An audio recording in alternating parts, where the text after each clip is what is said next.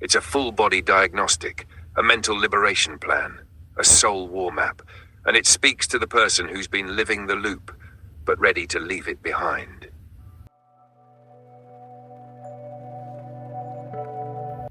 Let's say you wake up and check your phone. A message hits, unexpected bill, bad news, a rejection, or maybe nobody texts, and the silence itself becomes a trigger. Your environment just spoke, and it didn't speak peace. Here's what happens next. 1. The psyche reacts first. The mind interprets the threat. The psyche doesn't operate on reality, it operates on perception. You don't just see a bill, your mind projects a future failure. You don't just get ignored, your mind summons a memory of rejection. You don't just feel alone, you relive abandonment you never healed from. The frizz begins here, a chain reaction of thoughts, images, associations, and stories. The psyche constructs a threat, even if no tiger is in the room. 2. The thought sends a message to the brain's chemical switchboard. The moment the mind registers that you're unsafe, the brain responds with chemical reinforcements. Amygdala sounds the alarm. Danger, danger. Hypothalamus calls in backup. Pituitary gland sends a signal to the adrenal glands. Adrenal glands dump cortisol, adrenaline, and norepinephrine. These aren't bad chemicals. They're meant for survival. But you're not running from lions, you're just scrolling your phone. Yet your body doesn't know the difference. 3. Now the body believes the story. The biology bends to the chemical narrative. Now the chemicals hit your biology. Heart rate rises, breath becomes shallow, muscles tighten, digestion halts, immune system down-regulates, brain becomes tunnel-visioned, only seeing threat. Your body has entered a state, not just a feeling. You're no longer thinking clearly. You are chemically locked into a loop called survival. Task 4. Welcome to the ride, the loop of anxious living. This loop doesn't stop on its own. The psyche fuels the chemical changes the biology reinforces the fear loops back to the psyche. Now you're on a ride you didn't buy a ticket for, but your whole system is acting like you did. And if nothing intervenes, if you don't slow the loop, this becomes your default operating system. You don't just feel anxious, you become anxiety itself. Peace is now a foreign language you vaguely remember. And the saddest part, most people don't even know it happened. The clincher, when the tools don't reach the thoughts. You gave me breath work. That's good, it helped. For a moment, it gave my body a chance to remember what calm feels like. But the second I left the exercise, the moment I stepped back into my thoughts, the war started again.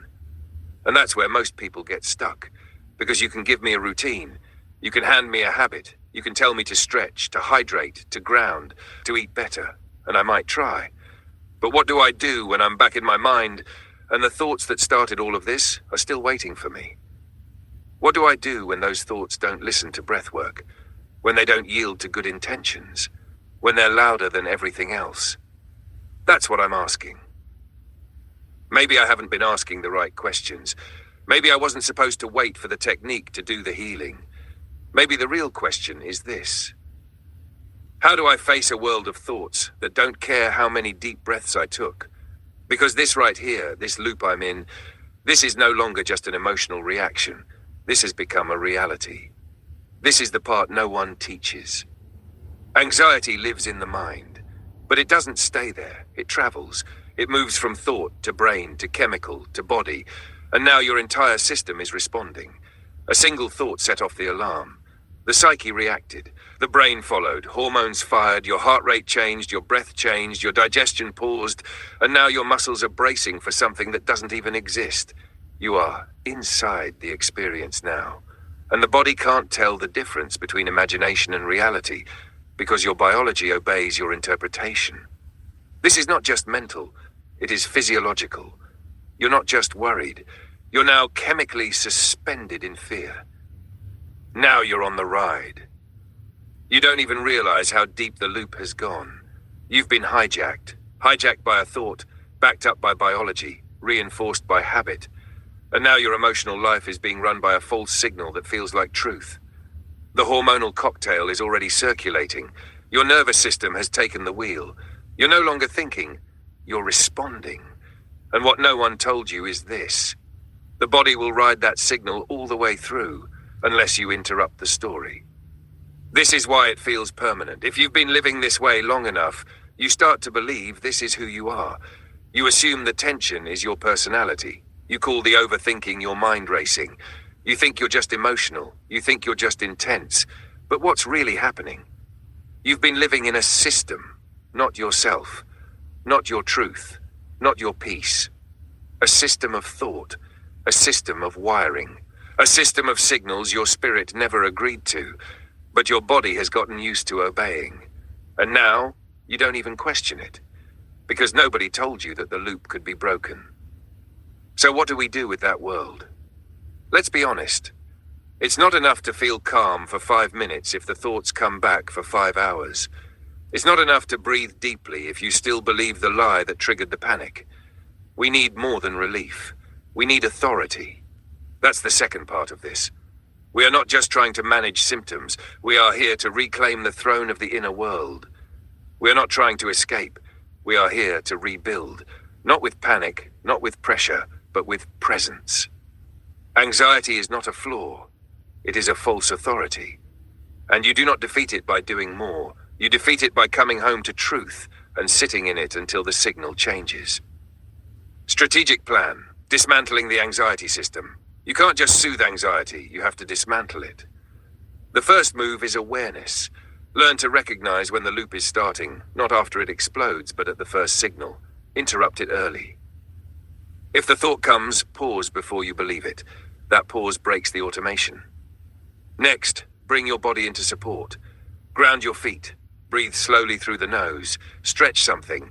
Reclaim physical command. Then, speak. Not just internally, but audibly. Speak something true. Speak something clear. Even if your feelings disagree, speak anyway. Write it out. Get the mess on paper. Thoughts that stay in the head grow louder. Thoughts on the page lose their power. Shift your input. Turn off the noise. Change the light. Change the room. Change the angle. Small changes create new signals. Now, focus. Choose one thought, one truth, one anchor. Repeat it. Hold it. Return to it. Do not chase peace. Train peace. Use stillness as a weapon. Silence is not weakness, it is recalibration. And above all, do this daily. Not because you're broken, but because you're in training. Anxiety isn't defeated by temporary relief. It's defeated by consistent authority. This is your system now. Awareness, interruption, reclaiming, anchoring, training. The loop will not rule you. You've just taken back the throne.